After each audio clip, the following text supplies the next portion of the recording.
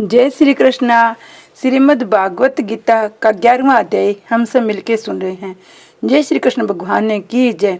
इस प्रकार भगवान के वचन सुनकर अर्जुन बोले, हे भगवान, मेरे पे अनुग्रह करने के लिए परम गोपनीय आध्यात्मिक विषय वचन अर्थात उपदेश आपके द्वारा जो कहा गया है उससे मेरा ये ज्ञान नष्ट हो गया है। क्योंकि हे कमल नेत्र, मैंने भूतों की उत्पत्ति प्रलय आपसे विस्तार पूर्वक सुने हैं तथा आपका अविनाशी प्रभाव भी सुना है।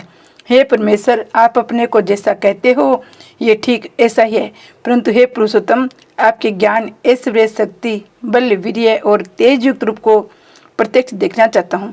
इसलिए हे प्रभु, मेरे द्वारा वह आपका रूप देखा जाना शक्य है। ऐसा यदि मानते तो हो, हे योगेश्वर, आप अपने विनाशी स्वरूप का मुझे दर्शन कराइए। इस प्रकार अर्जुन की प्रार्थना करने पर श्री कृष्ण भगवान बोले, हे पार्थ, मेरे सैकड़ों तो हजारों नाना प्रकार के नाना वर्ण आकृति वाले अलौकिक रूपों को देखो।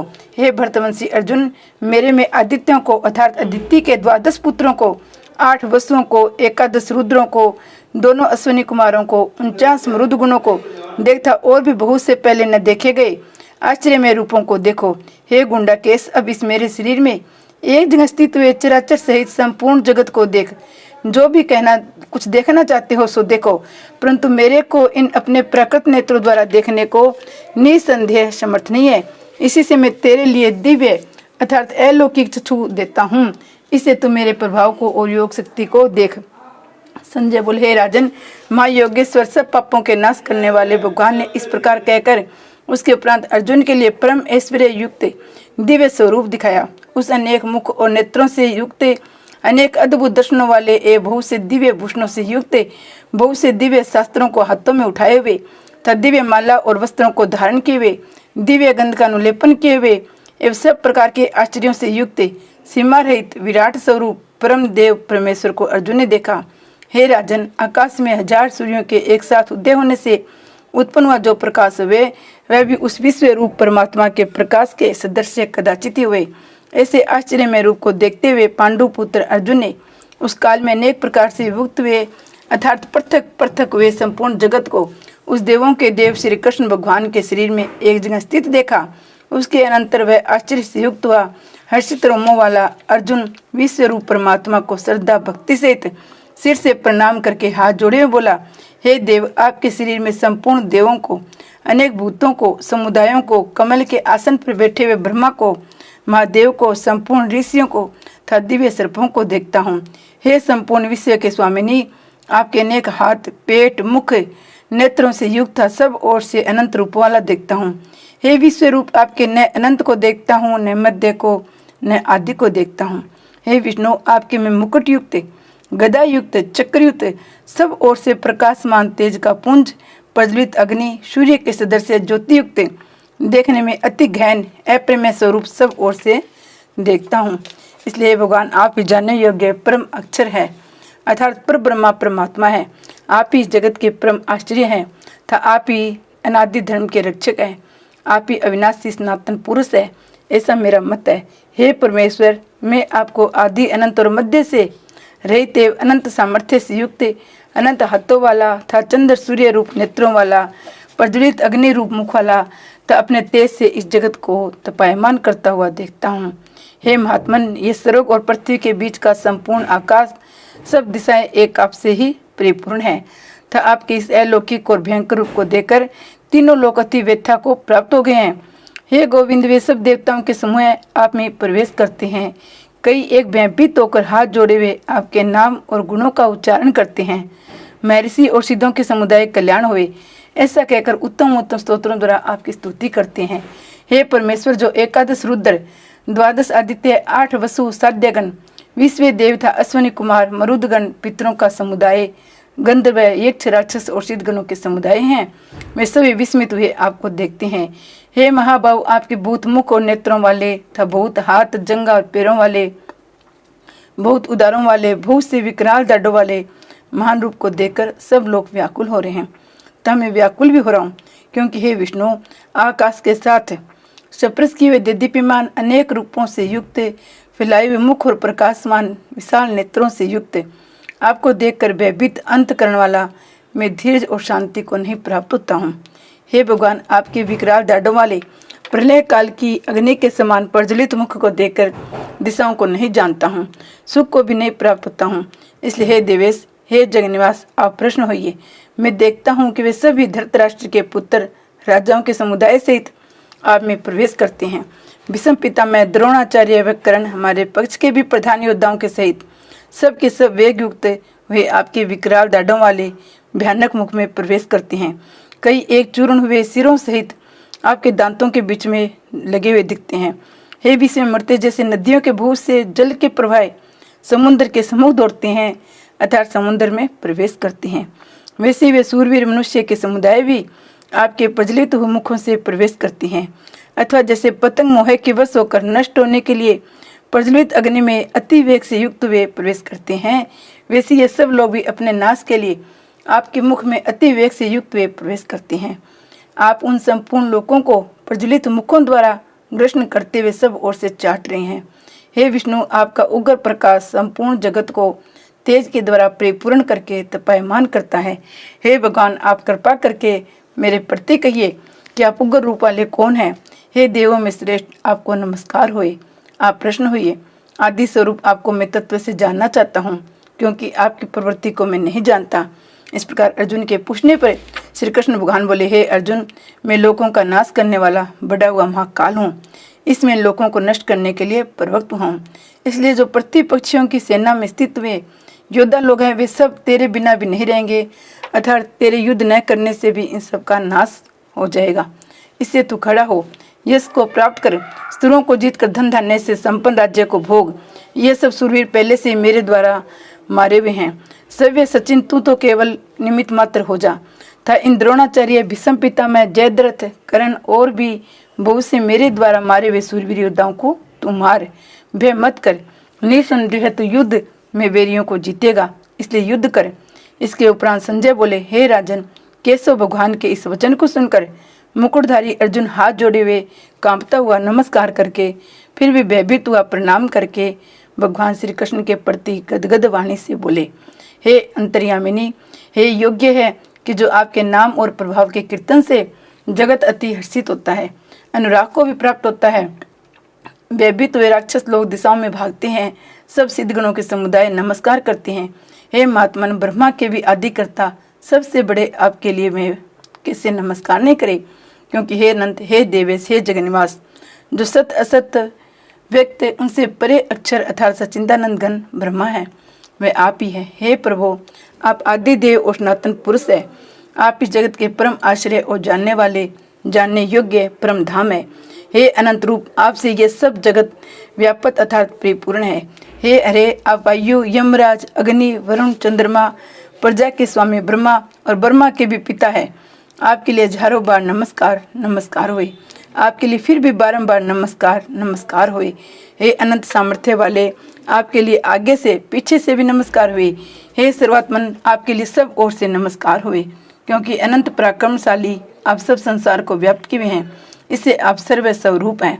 हे परमेश्वर सखा, ऐसे मानते हुए आपके इस प्रभाव को न जानते हुए मेरे द्वारा प्रेम से अथवा प्रमाद से श्री कृष्ण, हे यादव, हे सखे, इस प्रकार जो कुछ हट पूर्व कहा गया है, और हे अच्युत, जो आप हंसी के लिए विहार, सैया, आसन और भोज का अधिक अकेले अथवा उन सखाओं के सामने भी अपमानित किए गए हैं, वह सब अपराध अप्रमेय स्वरूप अर्थात अचित्य प्रभाव वाले आपसे मैं क्षमा करता हूँ। हे विश्वेश्वर, आप इस चराचर जगत के पिता, गुरु से भी बड़े गुरु, अति पूजनीय है।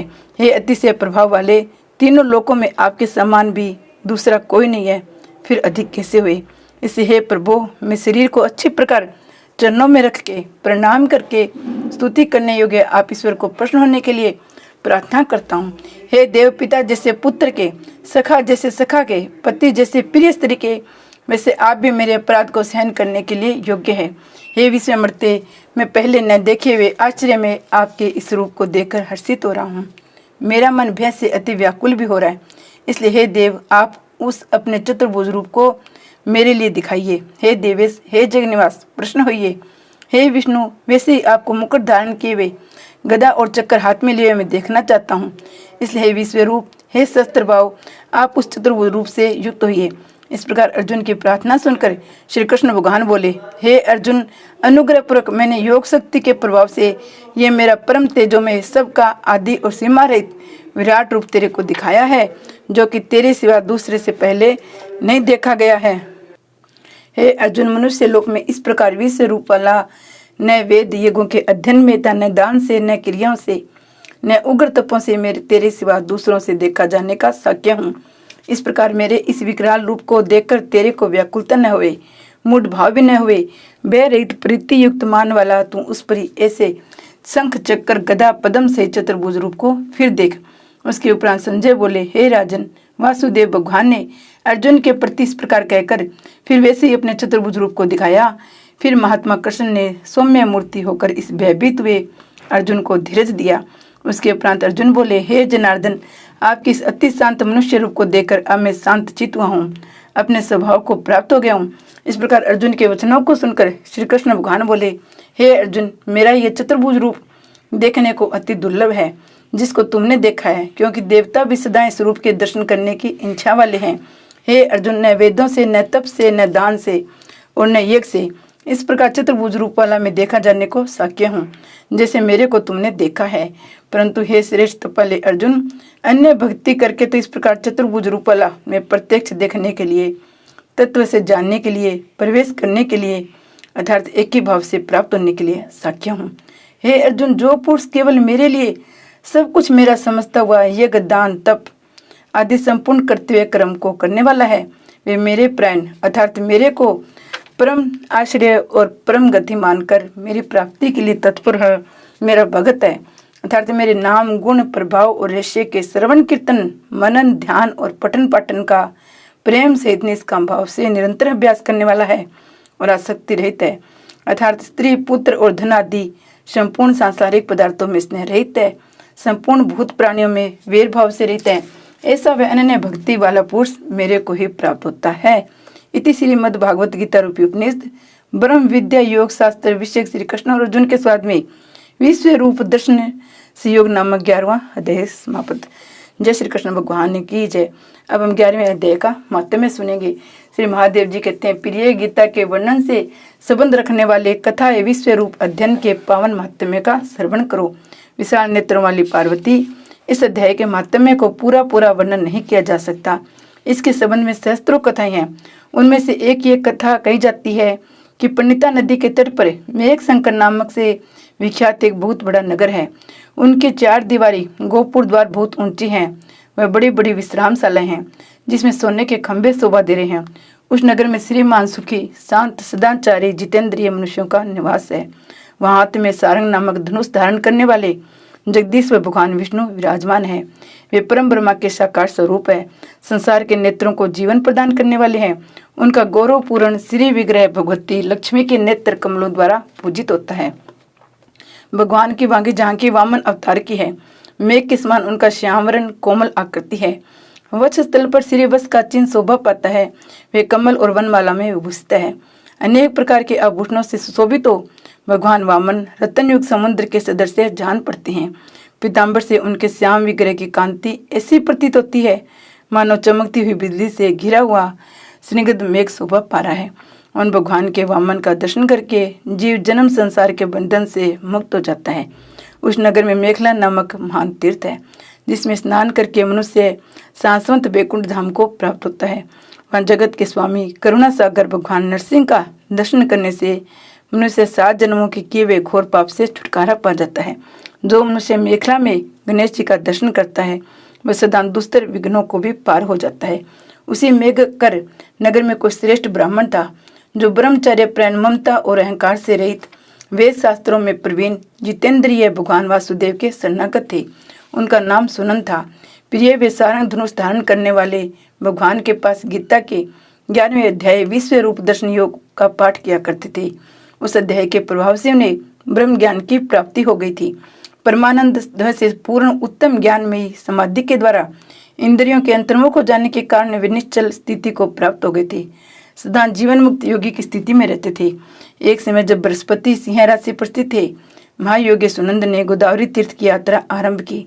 वे क्रमश वीरज तीर्थ, तारा तीर्थ, कपिला संगम अष्ट तीर्थ, कपिला द्वार, नरसिंह वन, अंबिकापुरी, करस्तानपुर आदि क्षेत्रों में स्नान और दर्शन करते हुए वह मंडप नामक नगर में आए। वहाँ उन्होंने प्रत्येक घर में जाकर अपने ठहरने के लिए स्थान मांगा, परंतु कहीं भी उन्हें स्थान नहीं मिला। अंत में गांव के मुखिया ने उन्हें एक बहुत बड़ी धर्मशाला दिखा दी। ब्राह्मण ने साथियों सहित उसके भीतर जाकर रात में निवास किया। सवेरा होने पर उन्होंने अपने को तो धर्मशाला के बाहर पाया, किंतु उनके साथी कहीं नहीं दिखाई दिए। वे उन्हें खोजने के लिए चले। इतने में ग्रामपाल से उनकी भेंट हुई। ग्रामपाल ने कहा, हे मुनिश्रेष्ठ, तुम सब प्रकार से दीर्घायु जान पड़ते हो। सौभाग्यशाली पुण्यवान पुरुषों को तुम सबसे पवित्र हो। तुम्हारे भीतर कोई लोकोत्तर प्रभाव विद्यमान है। तुम्हारे साथी कहाँ गए, कैसे इस भवन से बाहर हुए, इसका पता लगाओ। मैं तुम्हारे सामने इतना ही कहता हूँ, तुम्हारे जैसा तपस्वी मुझे दूसरा कोई नहीं दिखाई देता। हे विप्रवर, तुम्हें किस महामंत्र का ज्ञान है, किस विद्या का आश्रय लेते हो, किस देवता की दया से तुम्हें अलौकिक शक्ति आ गई है। भगवान कृपा करके इस गांव में रहो, मैं तुम्हारी सब सेवा सुश्रूषा करूंगा। यूँ कहकर ग्रामपाल ने मुनीश्वर सुनंद को अपने गांव में ठहरा लिया। वह दिन रात बड़ी भक्ति से उनकी सेवा टहल करने लगा। जब 7-8 दिन बीत गए, तब एक दिन प्रातः काल आकर वह बहुत दुखी हो महात्मा के सामने रोने लगा और बोला, हाय, आज रात में राक्षस ने मुझ भाग्यहीन के बेटे को छुपा लिया है। मेरा पुत्र बड़ा ही गुणवान और भक्तिमान था। ग्रामपाल के इस प्रकार कहने पर योगी सुनंद ने पूछा, कहाँ है वह राक्षस, किस प्रकार उसने तुम्हारे पुत्र का भक्षण किया है। ग्रामपाल बोला, ब्राह्मण, इस नगर में एक बड़ा भयंकर नरभक्षी राक्षस रहता था। वह प्रतिदिन आकर इस नगर के मनुष्यों को खा लिया करता था। तब एक दिन समस्त नगरवासियों ने मिलकर उससे प्रार्थना की, राक्षस, तुम हम सब लोगों की रक्षा करो, हम तुम्हारे लिए भोजन की व्यवस्था किए देते हैं। यहाँ बाहर के जो पंथिक रात में आकर नींद लेने लगे, उनको खा जाना। इस प्रकार नागरिक मनुष्यों ने गांव के मुखिया द्वारा इस धर्मशाला में भेजे हुए पथिकों को ही राक्षस का आहार निश्चित किया। अपने प्राणों की रक्षा के लिए उन्होंने ऐसा करना पड़ा। तुम भी अन्य राहगीरों के साथ इस घर में आकर सोए थे, किंतु राक्षस ने उन सबको तो खा लिया, केवल तुम्हें छोड़ दिया। द्विजोतम, तुमसे ऐसा क्या प्रभाव है, इस बात को तुम ही जानते हो। इसमें मेरे पुत्र का एक मित्र आया था, किंतु मैं उसे पहचान न सका। वह मेरे पुत्र को बहुत ही प्रिय था, किंतु अन्य राहगीरों के साथ उसे भी मैंने उसी धर्मशाला में भेज दिया। मेरे पुत्र ने जब सुना कि मेरा मित्र भी उसमें प्रवेश कर गया है, तब वह उसे वहां से आने के लिए गया, परंतु राक्षस ने उसे भी खा लिया। आज सवेरे मैंने बहुत दुखी होकर उस पिशाच से पूछा, ओ दुष्ट आत्मन, तूने रात में मेरे पुत्र को भी खा लिया।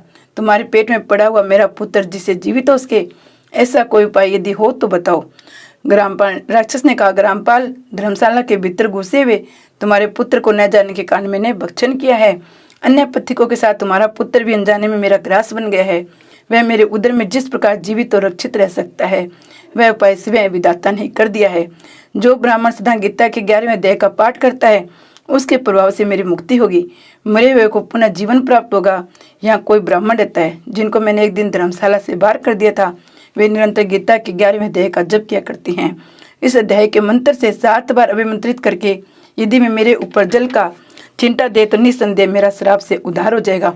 इस प्रकार उस राक्षस का संदेश पाकर मैं तुम्हारे निकट आया हूँ। ब्राह्मण ने कहा, ग्रामपाल, जो रात में सोए मनुष्यों को खाता है, वह प्राणी किस पाप से राक्षस हुआ है। ग्रामपाल बोला, ब्राह्मण, पहले इस गांव में कोई किसान ब्राह्मण रहता था। एक दिन वह अग्निहन के खेत की क्यारियों की रक्षा करने में लगा था। वहां से थोड़ी दूर पर एक बहुत बड़ा गिद्ध किसी राही को मार कर खा रहा था। उसी समय एक तपस्वी कैसे आ निकले, जो उस राही को बचाने के लिए दूर से दया दिखाते आ रहे थे। गिद्ध उस राही को खाकर आकाश में उड़ गया।